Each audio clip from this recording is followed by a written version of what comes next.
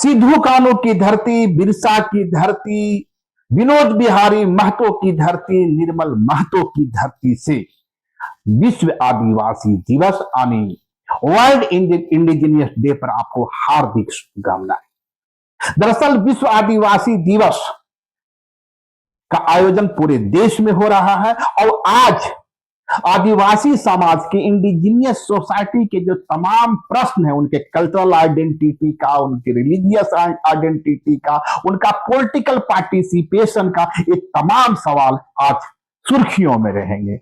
लेकिन आज मैं चर्चा करने जा रहा हूं जेपीएससी जेएससीसी मूवमेंट की। पहले ही दिन से मैंने आपको बतलाने की कोशिश की थी कि पर्दे के पीछे का खेल चल रहा है और जिस तरीके से बापू बाटका से इसकी शुरुआत हुई थी और जयपाल सिंह मुंडा स्टेडियम पहुंचा था, उस वक्त जिस तरीके से देवेंद्र नाथ महतो के साथ धक्का की स्थिति निर्मित हुई थी, उस वक्त ही मैंने बताया था आपको कि दरअसल पर्दे के पीछे खेल कुछ दूसरा हो रहा है। यह सिर्फ छात्र मूवमेंट की लड़ाई नहीं है, छात्र की लड़ाई नहीं है, छात्र इश्यूज की लड़ाई नहीं है, कहीं न कहीं अपने नेतृत्व को स्थापित करने की भी लड़ाई है। और आपने देखा, जैसा कि मैंने कहा था, एक टुकड़ा हुआ, दो टुकड़ा हुआ, अब तीसरा टुकड़ा आने आयसा के छात्र संगठन ने भी, लाल झंडाधारियों ने भी अपने अलग बैठने की व्यवस्था कर ली है। यानी जो मूवमेंट एक बैनर, एक झंडे के तले होना चाहिए था, वह टुकड़े टुकड़े में बिखर गया। कुछ वही स्थिति हुई, इस दिल के टुकड़े हजार हुए, कुछ यहां गिरा, कुछ वहां गिरा। लेकिन बड़ा सवाल यह नहीं है कि दिल के टुकड़े हजार क्यों हुए, हजार आनी 1 2 3 पता नहीं कल तक 4 हो जाए। सवाल इसका है यह स्थिति निर्मित क्यों हुई। और आपने पिछले वीडियो में मैंने बतलाया था कि इसके पीछे एक खेल हो रहा है। और जैसा कि मैंने कहा कि देवेंद्र नाथ महतो के साथ जिस तरीके से धक्कम मुक्का की स्थिति निर्मित की गई थी स्टेज पर, दरअसल इसकी शुरुआत वहां से ही हो गई थी। और आपने देखा होगा उस धक्का मुक्की की तस्वीर के बाद जयराम महतो ने क्या बोला था। जयराम महतो ने बोला था कि भाई देवेंद्र नाथ महतो को लोग मंच पर चढ़ने क्यों देंगे, क्योंकि वह पूरा आयोजन जो है कोचिंग माफिया का। जयराम महतो ने भाजपा का भी नाम लिया था, लेकिन उस वक्त तक यही कहा जा रहा था कि यह जो मंच है निर्दलीय है, यह किसी पार्टी का नहीं है, किसी स्टूडेंट ऑर्गेनाइजेशन का नहीं है, एकदम निष्पक्ष है। लेकिन जब तस्वीरें सामने आई और जिस तरीके से जयराम महतो ने इल्जाम लगाया, पहली बार जयराम महतो ने उस छात्र मूवमेंट के सवाल को लेकर कहा था कि कोचिंग माफियाओं का वहां वर्चस्व बढ़ता जा रहा है। और उसके बाद जेएमएम की ओर से कई ट्वीट आए और उसमें उन तस्वीरों के सहारे उसने बतलाने की कोशिश की कि दरअसल यह जो पूरा मूवमेंट है एक कोचिंग माफिया की ओर से संचालित किया जा रहा है। लेकिन क्या वाकई पूरा मूवमेंट कोचिंग माफिया का था? नहीं हुजूर, पूरा मूवमेंट कोचिंग माफिया का नहीं था। वे छात्र जो जयराम महतो के साथ थे, वे छात्र जो देवेंद्र नाथ महतो के साथ थे, वे छात्र जो आयसा के छात्र थे, वे छात्र जो तमाम स्टूडेंट ऑर्गेनाइजेशन के छात्र थे, वे अपनी लड़ाई लड़ रहे थे। जेपीएससी जेएससीसी में व्याप्त भ्रष्टाचार और कहीं ना कहीं उनके अंदर एक चाहत थी, एक आग थी, एक तमन्ना था कि इससे मुक्ति मिलेगी। और एक चीज और याद कीजिए, इस स्टूडेंट ऑर्गेनाइजेशन की शुरुआत, प्रोटेस्ट की शुरुआत कहां से होती है? बापू बाटका से होती है। जब बापू बाटका से होती है उस वक्त तक तो तमाम संगठन उसके साथ रहते हैं, यानी आयसा वाले भी रहते हैं, आंसू वाले भी रहते हैं, जेएलकेएम वाले भी रहते हैं। तब तो यह विवाद ही नहीं आया था, यह विवाद ही नहीं आया था। इस विवाद की शुरुआत तो जयपाल सिंह मुंडा स्टेडियम जाने के बाद होती है। और याद कीजिए वही दौर था जिस वक्त कथित रूप से कोचिंग माफिया इसमें एंट्री लेते हैं। और कहा क्या जाता है इन तमाम लोगों से, तमाम स्टूडेंट ऑर्गेनाइजेशन से, चाहे आयसा वाले रहे, आंसू वाले रहे, जेएलकेएम वाले रहे, सबों से एक ही फलसफा पढ़ाया गया। और फलसफा था, तुम किसी पार्टी के बैनर तले हो, तुम किसी पार्टी के बैनर तले हो, तुम किसी पार्टी के बैनर तले हो, बिना पार्टी का कौन? अभी एक ही चेहरा या चंद चेहरे, और वो चंद चेहरों ने मंच पर कब्जा कर लिया और तमाम लोगों से कोशिश हुई, तमाम लोगों को यह पढ़ाने की, सिखाने की कोशिश हुई कि तुम हमारे मुद्दे के साथ रहो और हम छात्रों की लड़ाई लड़ेंगे। और यहीं से वो आग पैदा हुई और यही कारण था। जैसे ही जयराम महतो को इसकी भनक लगी, जयराम महतो को समझने में देरी नहीं लगी कि यह जो पूरा मूवमेंट है, जिसको एक लंबे वक्त से देवेंद्रनाथ महतो, आंसू, आयशा के लोग सींच रहे हैं, छात्रों के बीच काम कर रहे हैं, मुद्दे की लड़ाई लड़ रहे हैं, उस मुद्दे को हाथ से छीनने की साजिश रची जा रही। और यही कारण था, उस वक्त में मैंने बताया था कि जयराम महतो इच्छा पर, उनकी सहमति से देवेंद्रनाथ महतो ने आमरण अनशन की शुरुआत कर दी और अलग मंच पर चले गए। दरअसल जिस वक्त आमरण अनशन की शुरुआत हुई थी, जेल कैंप के अंदर 3 मीटिंगें हो रही थी। एक मीटिंग देवेंद्रनाथ महतो अपने सहयोगियों के साथ रांची में कर रहे थे। ठीक उसी वक्त धनबाद में जयराम महतो अपने लोगों के साथ मीटिंग कर रहे थे। एक मीटिंग बोकारो में भी हो रही थी और सबका सार यही था कि ये जो मूवमेंट है, इस पर कब्जा करने की कोशिश की जा रही है। और दर्द यह था कि नौकरियां हमारी छीनी गई, भविष्य हमारा खराब किया गया। और जब नेतृत्व की बात आई तो एक बार नेतृत्व करता भी किसी बाहरी के हाथ में देने की साजिश की जा रही थी। और वह बाहरी कौन है, सब कोई आप लोग जानते। यही सब विवाद की शुरुआत होती है। और आज आयशा का जो स्टूडेंट ऑर्गेनाइजेशन है, जिस तरीके से उसने अलग से मंच का निर्माण किया है, यह उसी की परिणति है। आपको पता होना चाहिए, इसके पहले जब प्रोटेस्ट की शुरुआत हो रही थी तो आदिवासी छात्र संगठन भी उसमें हिस्सेदार था। आज देख लीजिए वहां आदिवासी छात्र संगठन है क्या?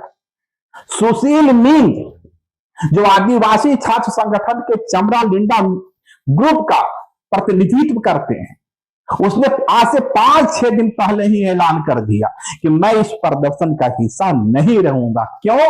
क्योंकि यह कोचिंग माफिया की ओर से संचालित किया जा रहा है। कल वही हुआ, अचानक से देखा गया कि आयशा वालों ने अपना बैनर अलग कर लिया। आनी देवेंद्रनाथ महतो, जयराम महतो पहले ही दिन इससे अलग हो गए। सुशील मिंज और उनका जो स्टूडेंट ऑर्गेनाइजेशन है आदिवासी छात्र संघ, उसने दूरी बना ली। अब आयशा वालों ने दूरी बना ली। कल तीसरा स्टूडेंट ऑर्गेनाइजेशन भी उससे अलग हो सकता है, एक मंच और सज सकता है। लेकिन सबका किरदार कौन है? कौन है खलनायक? जो छात्रों की जो यूनिटी है उसमें बाधक बन रहा है, इसे पहचानना होगा। मैं पहले सिरे से, पहले दिन से यह बात कहता रहा हूं कि जब तक स्टूडेंट ऑर्गेनाइजेशन के बीच में एकजुटता नहीं रहेगी, मंच एक होगा, झंडे अलग होंगे, बैनर अलग होंगे, लड़ाई एक होगी। एक कॉमन मिनिमम एजेंडा छात्रों के बीच में कायम करना पड़ेगा और तभी यह लड़ाई होगी। और पहले ही दिन से मैं मानता रहा हूं कि सिर्फ और सिर्फ जेपीएससी मेन नहीं, 11वीं जेपीएससी, 12वीं जेपीएससी, 13वीं जेपीएससी और टीडीपीएल कंपनी की ओर से संचालित तमाम परीक्षाओं में धांधली होगी, उस पर कहीं कोई सवाल नहीं है। स्टूडेंट के मुद्दे वाजिब हैं, लड़ाई वाजिब है, सवाल नेतृत्व का है, सवाल आइडेंटिटी की है, सवाल इसका है। अभी लड़ाई मेरी है, लड़ाई मेरे मुद्दे की है, तो पहचान भी मेरी स्थापित होगी, चेहरा भी मेरा होगा, लोग भी मेरे होंगे, तो मंच भी मेरा होगा। और जब एक तीसरा मंच बना और छात्रों में जिस तरीके से टुकड़े टुकड़ा जिस तरीके से आंदोलन में है, लेकिन टुकड़े टुकड़े में बंटते नजर आए। मेरे एक मित्र ने कहा थू, क्योंकि उसकी अपनी पीड़ा थी। होना चाहिए वो शख्स पिछले 2 वर्षों से इस मुद्दे को अपने जान के जोखिम पर खेल कर उठा रहा है। किसी ने यदि तमाम मीडिया संगठनों के बीच यदि किसी ने लड़ाई लड़ी है जेपीएससी जेसीसी का सवाल पर तो उस शख्स ने लड़ी। निश्चित रूप से उसके अंदर दर्द है और यही कारण है कि उसने छात्रों को फजीहत तक के दौर तक घेरा, कहा कुछ नहीं बचेगा तेरे हाथ,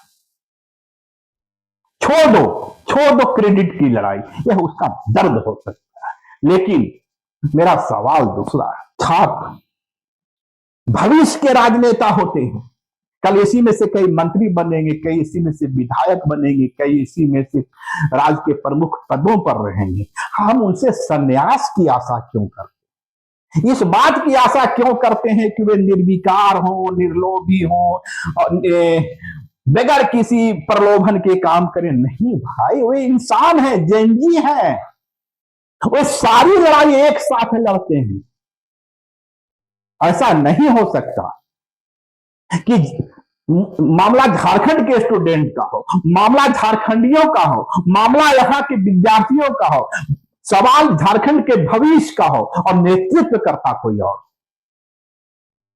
अब ऐसा नेतृत्व करता जिसको न आयशा के झारखंडी चेहरे पसंद है, न देवेंद्रनाथ महतो जेल कैंप के झारखंडी चेहरे पसंद है, और तो छोड़ दीजिए आंसू के झारखंडी चेहरे भी उस शख्स को पसंद नहीं है। उसकी चाहत है सिर्फ और सिर्फ निर्दलीय के नाम पर अपने चेहरे को स्थापित करना। और मैं जो बात कर रहा था कि जिस तरह से उनकी पीड़ा सामने आई और मैं उसके सहमत हूं, लेकिन मैं बार बार कहता रहा हूं कि ये जो जेनजी है ये लड़ेगा भी, कुर्सी भी हासिल करेगा, अपने चेहरे को भी स्थापित करेगा। करना चाहिए। आप स्टूडेंट से संत के स्वभाव का आशा नहीं कर सकते। और संतों के बीच में आपने तलवार खींची हुई देखी है? जहां सबसे ज्यादा त्याग तपस्या की बात होती है ना, मठ पर कब्जे को लेकर, वहां भी तलवारें चलती। फिर छात्र इससे दूर क्यों रहे?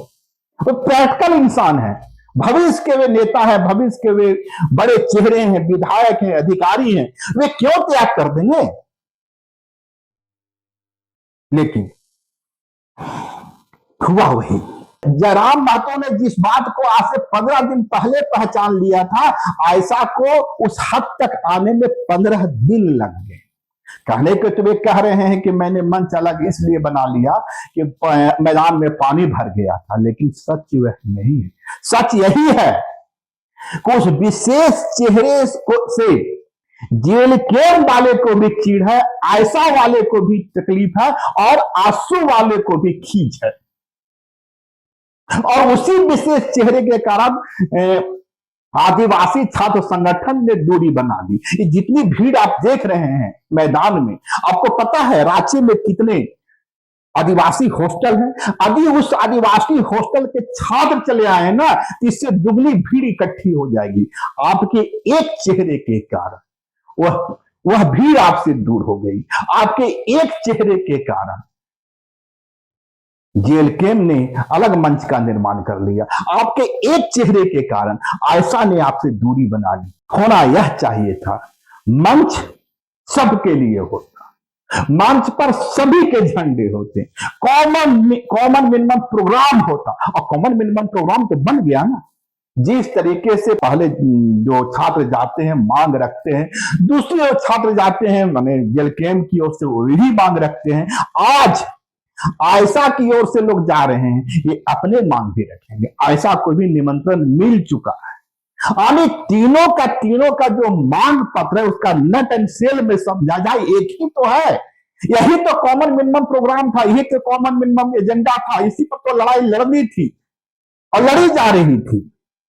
लेकिन आपको परेशानी थी देवेंद्रनाथ महतो के चेहरे से, आपको परेशानी थी आयशा में शामिल लड़कों के चेहरे से, आपको परेशानी थी आंसू में शामिल या आंसू का नेतृत्व कर रहे चेहरों से। अरे तमाम झारखंडी चेहरों से आपको दिक्कत थी। आपको अपना चेहरा चाहिए था। और ये चेहरा कौन था? ये चेहरा वही था जो जंतर मंतर पर विद्यार्थियों का पिछवाड़ा लाल पीला हरा करने की सलाह दे रहा था। यानी जिसकी नजर में जंतर मंतर पर जो प्रदर्शन हो रहा था वह छात्रों का मूवमेंट नहीं था, अभिजीत जिप के खलनायक था, नेहा बोरा राष्ट्रविरोधी थी। और वही शख्स आज ये मंच पर खड़ा होकर के छात्रों को निर्दलीय, निर्विकार, किसी पार्टी से दूर रहने की वकालत कर, तो आप इस एजेंडे को समझ सकते हैं। मैं तो कहता हूं उस मंच पर एबीवीपी, अखिल भारतीय विद्यार्थी परिषद को भी होना चाहिए था। उसी मंच पर झारखंड मुक्ति मोर्चा का जो छात्र संगठन है उसको भी होना चाहिए था। उसी मंच पर एनएसयूआई कांग्रेस का जो संगठन है उसको भी होना चाहिए था। स्टूडेंट के सवाल पर तमाम संगठन एक होते, मंच एक होता, लेकिन इसमें खलनायक कौन है? मैं उसी खलनायक की चर्चा बार बार कर रहा हूं। कुछ लोग कल से कह रहे हैं कि ये झारखंड स्टूडेंट ऑर्गेनाइजेशन, झारखंड मुक्ति मोर्चा का जो छात्र संगठन है, अब इस मामले में खुद क्यों रहा है? एनएसयूआई के लोग क्यों पहुंच रहे हैं? पहले क्यों नहीं पहुंच रहे थे? सही पकड़ा आपने, इसलिए नहीं पहुंच रहे थे कि यहां महागठबंधन की सरकार थी। आदिवासी झारखंड मुक्ति मोर्चा का छात्र संगठन इसलिए नहीं पहुंच रहा था कि हेमंत सोरेन की सरकार। आपने बिल्कुल सही पकड़ा है, लेकिन एक चीज बताइए, जब यूपी में 69,000 भर्तियां निकली लेखपाल की शिक्षक की, और जब उस दलित कम्युनिटी और ओबीसी कम्युनिटी की रिजर्व सीटों को समान श्रेणियों के लिए दिया जाने लगा, और बजाते इस पर पिछड़ा वर्ग आयोग ने संज्ञान लिया, इलाहाबाद हाई कोर्ट ने नई सूची बनाने का निर्देश जारी किया, एबीवीपी के लोग कितना प्रदर्शन किए थे? नहीं किए थे। ठीक उसी तरीके से जेपीएससी के सवाल पर, जेएसीसी के सवाल पर झारखंड मुक्ति मोर्चा का जो छात्र संगठन है उसने दूरी बनाई, क्योंकि हर स्टूडेंट ऑर्गेनाइजेशन के पीछे एक पॉलिटिकल पार्टी होता है। यह सच है।